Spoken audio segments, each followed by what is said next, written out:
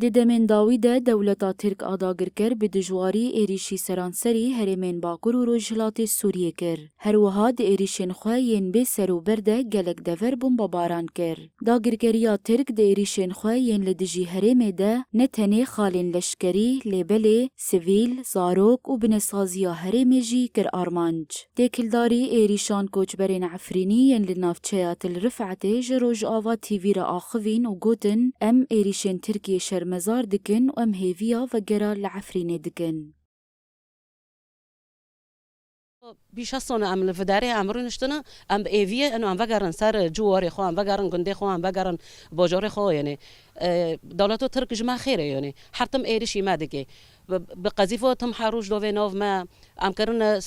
دو چرمی ما کری سینور دشتا برنامه ناو و ملاتی برچی دیگه یعنی تم دخوازه ملت فداری جی در که که ام برای خو کدو ببن یعنی برخدانی مال فداری ام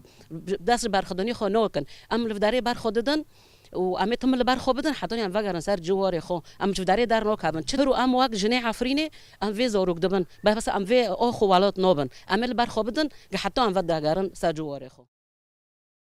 هر وها کوچبران گوتن سیاستا دولتا ترک آداگر کر تک دچه.